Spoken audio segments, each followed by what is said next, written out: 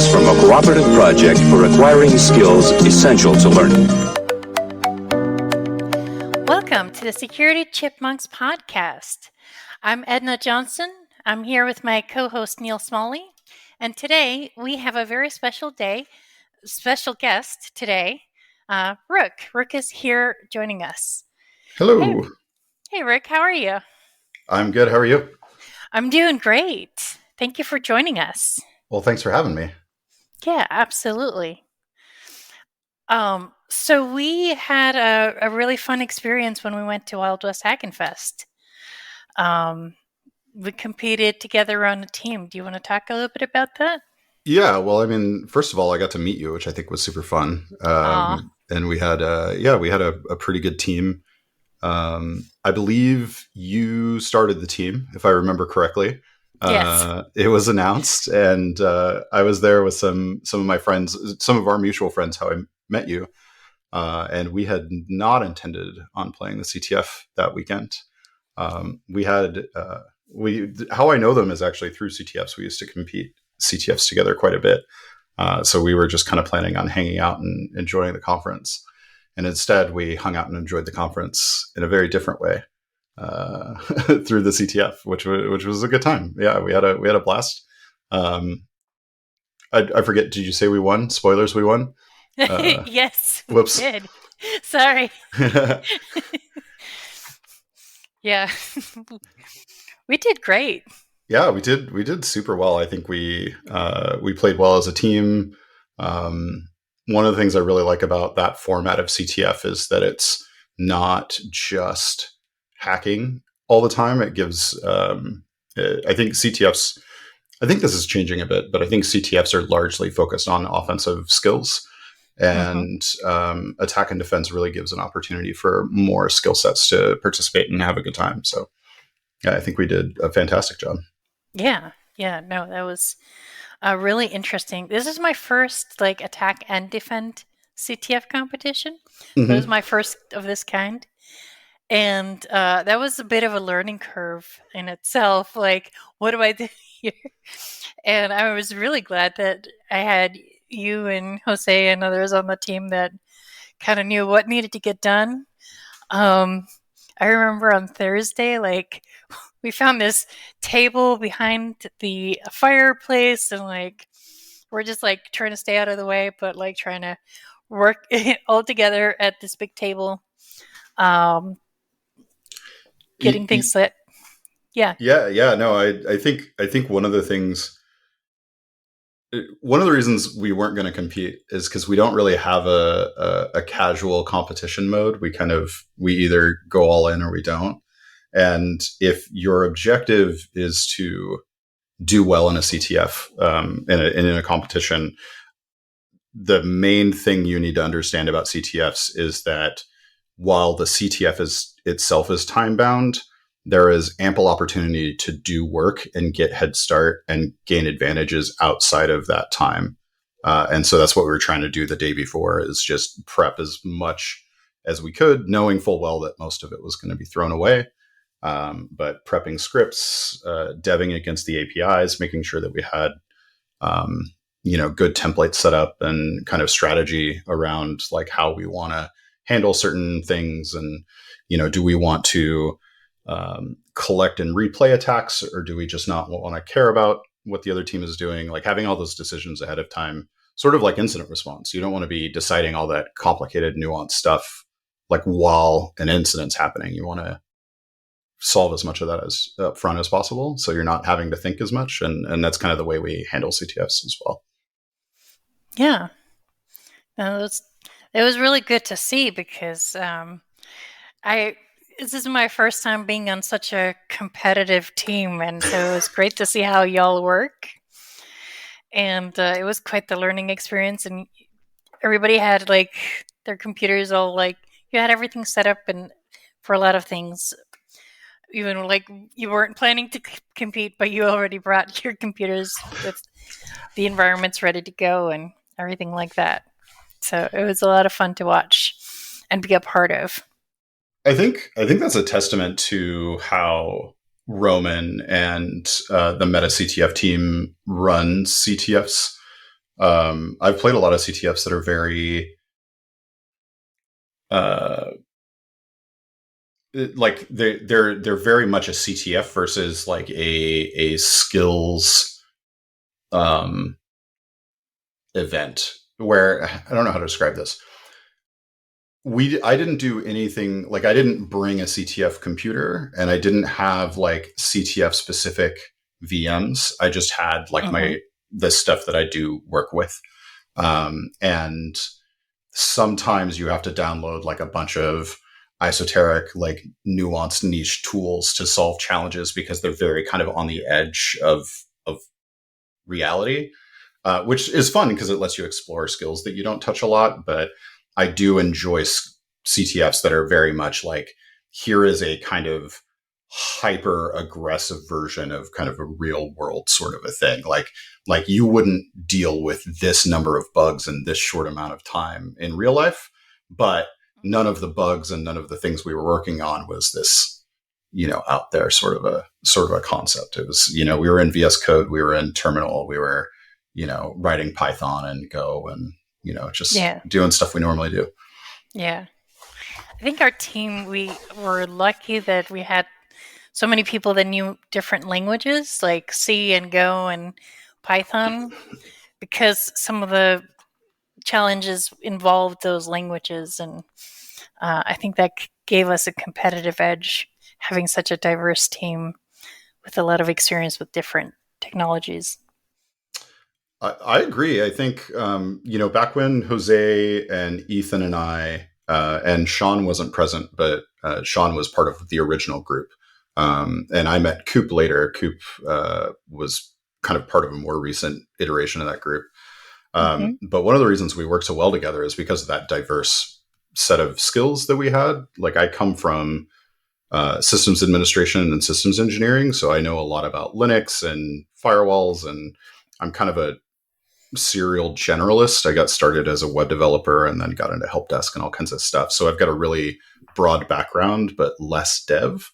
And Jose and Ethan and Sean all come from dev backgrounds of various languages. And so kind of that is a very well put together CTF team, is when you have all those diverse skills. And then in attack and defense, we added people like you and we, who had more of a blue teamer background, incident response, SOC, kind of security engineering stuff, and which in attack and defense is just as important, if not more important, than just having pure offensive skills.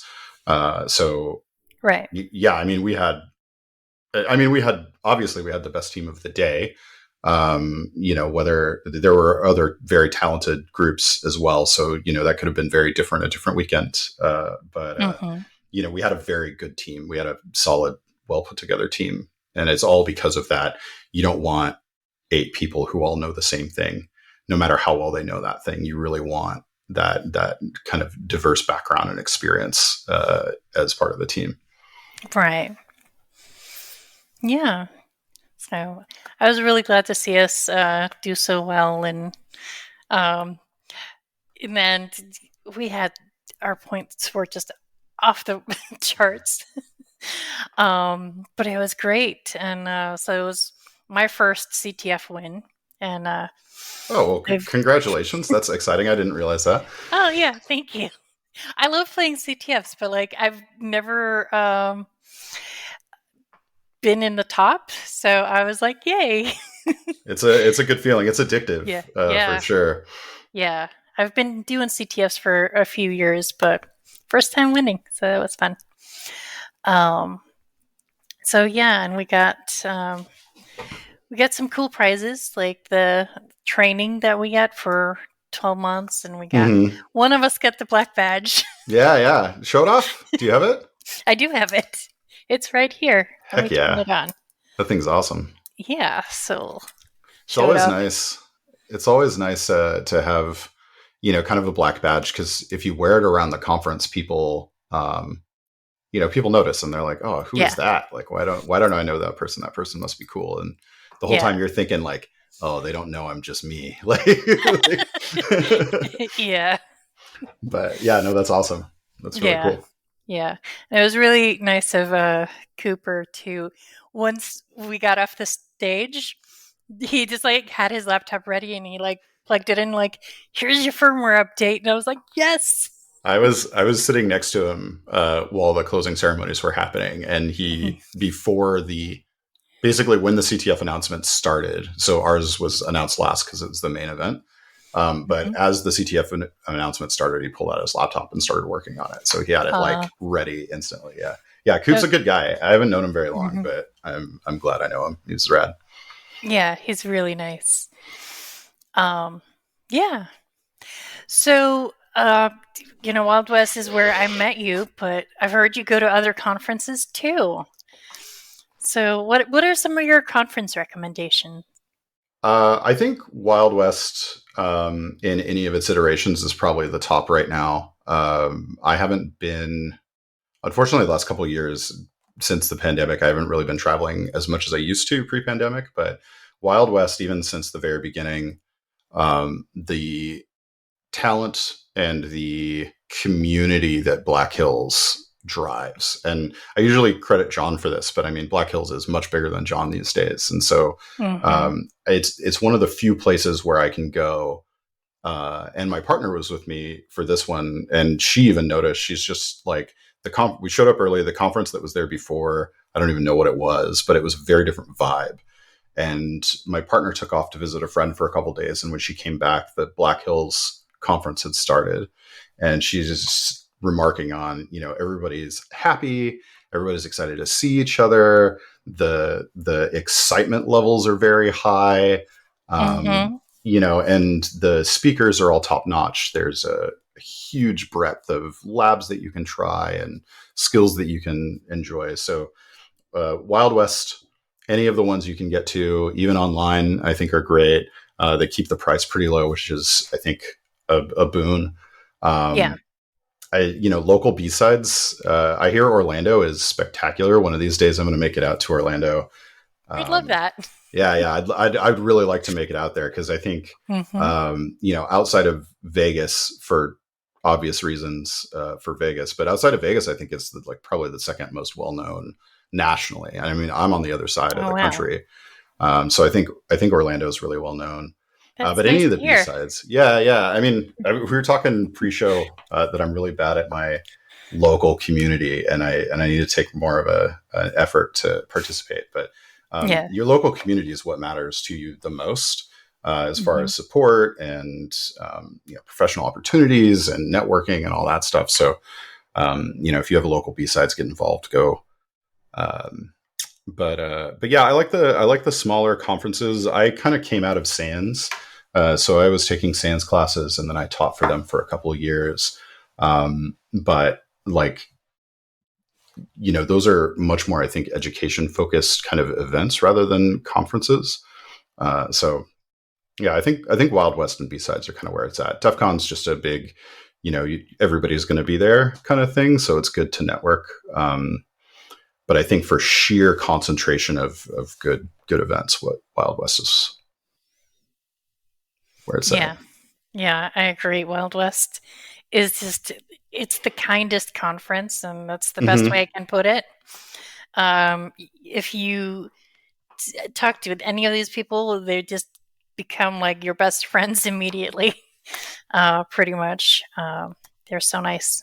I think one of the ways I describe DEF CON is that it's the clickiest conference. And so it's not necessarily a bad thing. It's not like most of those cliques are exclusionary, but I've talked to several first-time DEF CON attendees, and they hear about how great DEF CON is, but they're struggling to see it. They're like, I just don't see it. It's not, I don't get the same vibes that everybody else is getting.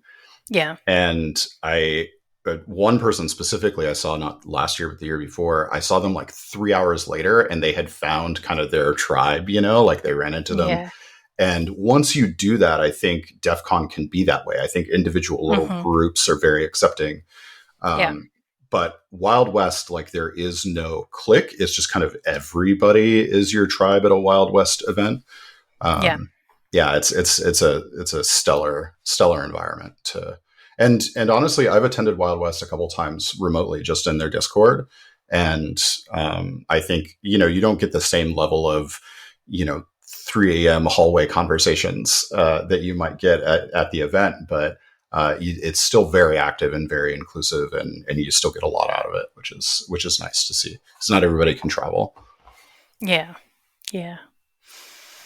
No, that's for sure. And their online is great. They will send you swag and a whole badge, and it feels like a great value for what you pay as a virtual attendee because you get so much, and they are very good about including you online. So Yeah, I think John is on record that he doesn't want to make money through Wild West. So like basically all money that goes into that conference from attendees and everything kind of goes back into the conference, which is why the prices are low and you get such good value out of it. And it's fantastic. Yeah. Yeah. All right. So you used to teach for cybersecurity. Mm-hmm. Do you want to tell us a little bit about that? Yeah. So I started. How did that start?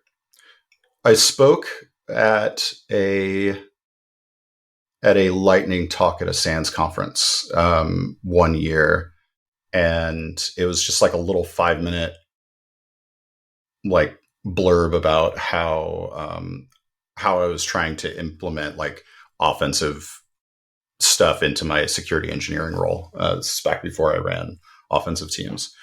And a couple of the instructors at the time afterwards asked me if I had thought about teaching, and I hadn't.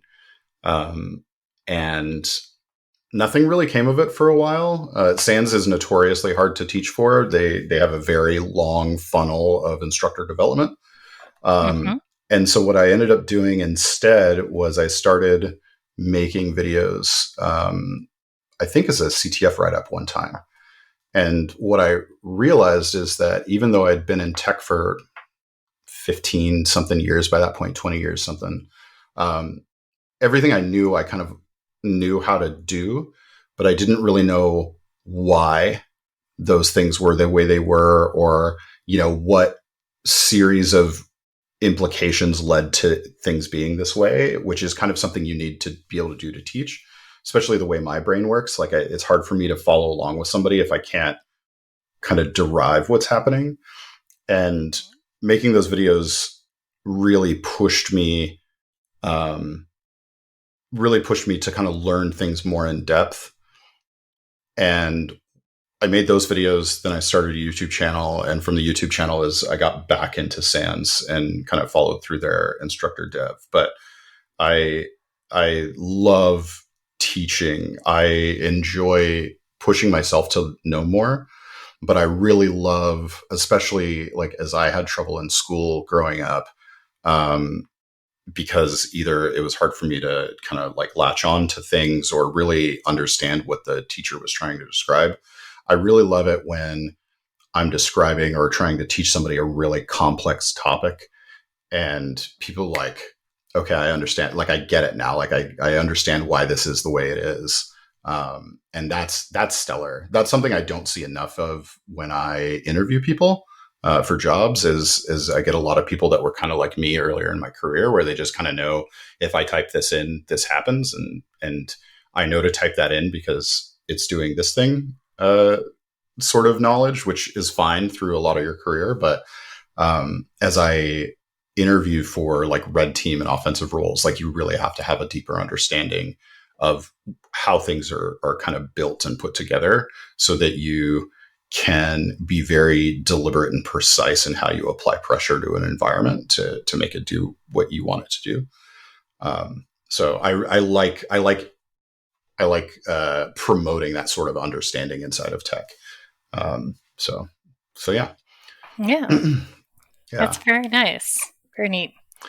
Yeah. I'm actually writing right now. I'm writing 2 classes. I'm writing a Linux class that's basically just foundational Linux, because I don't think enough people know it, but applied to security and things like that. And then I'm writing a kind of a full stack.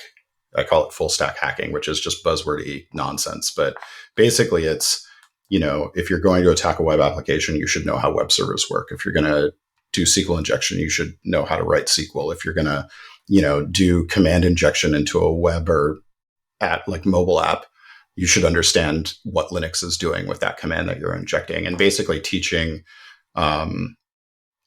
penetration testing from a developer and system administrator perspective of, once you understand how this infrastructure is put together, you can make more intelligent decisions about what attacks you want to apply. You can do better at your write-ups on how to fix things, stuff like that.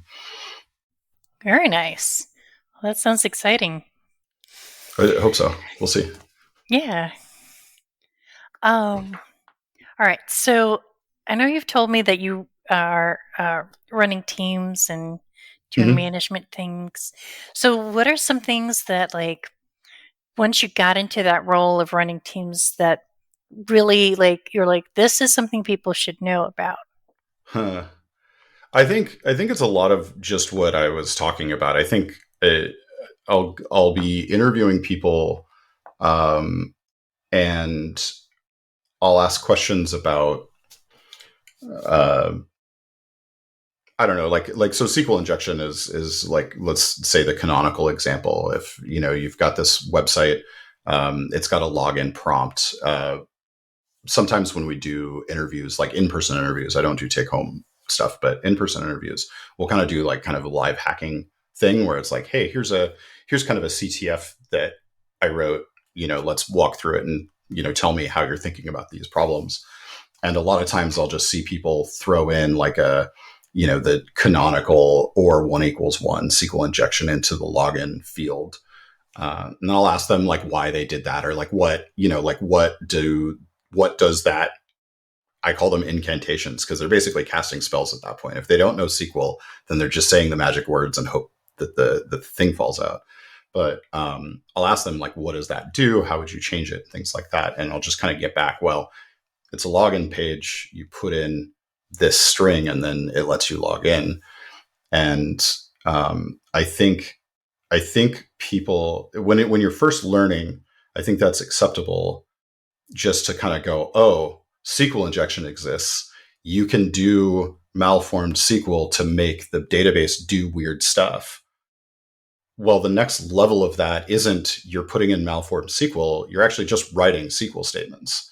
And the more you know SQL, the more advanced SQL injection you can do. And I think when people are learning, especially when people are trying to get into offensive security, you need to push past that surface level, oh, this is how I make the thing break, and push into the how does this thing work? Because a lot of times, especially internal teams, we're not testing test environments. We're in the corp environment. We're in prod. We're in these environments that you can't just throw an automated scanner at, and if it knocks something over, okay, well, that's a problem. Here's a denial of service finding that we found. It's, well, you knock something over and now we're losing $1 million a minute until that thing comes back up, right? So you have to kind of consider what you're doing and why. Also, you're doing your customers, whether they're internal or external, a disservice if you can only break the thing and you can't help them fix it. The whole reason offensive security exists is to make things better and to improve things, not to just kick over somebody's sandcastle and laugh at them. That's not what we're here for. So I want to see more people. I want to see more people in tech. This is not just red team specific, but I want to see more people in tech really drive past this. I'm a cybersecurity professional. I learned cybersecurity and all I do is cybersecurity. Cybersecurity is really just kind of advanced IT and advanced development. If you're really good at IT, you're really good at software development, you don't need security because you don't have any bugs. You have, all of your resiliency in place, nothing falls over. Now, that's an unattainable goal. I'm not saying that we never need cybersecurity, but I want there to be more of a blurred line between people who do IT and people who do security. And I think that security has been held up as this easy, high paying, industry that people can just get into where there's like jobs everywhere and we're just like throwing, jobs out of a plane for anybody who can grab them. And I think anybody who's an entry level can clearly see that's not true.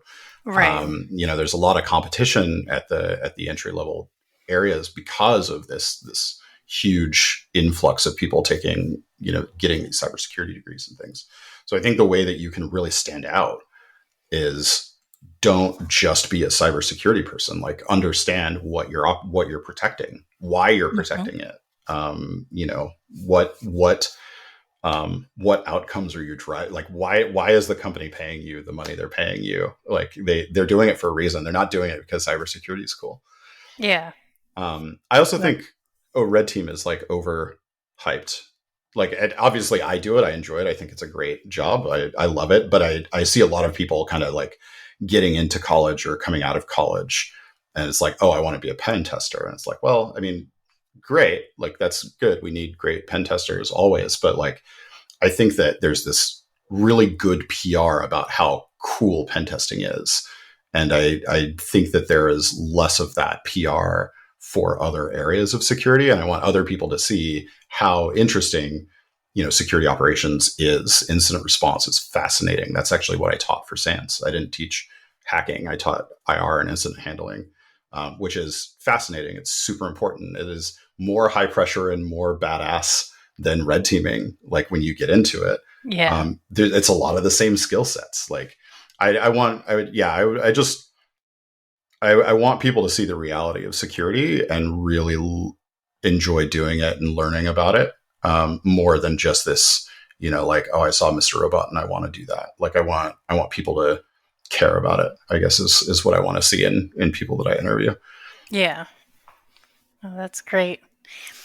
Yeah, there's definitely a huge number of people that go into, school for cybersecurity, and their goal is, I'm going to become that great pen tester, and I'm going to become like the next John Hammond or something like that, because that's what they see when they go on YouTube and, looking on InfoSec Twitter and all of that. It's like they see a lot of that offensive side and think that's so cool, but there's just not enough jobs for all of the people that want to do red team.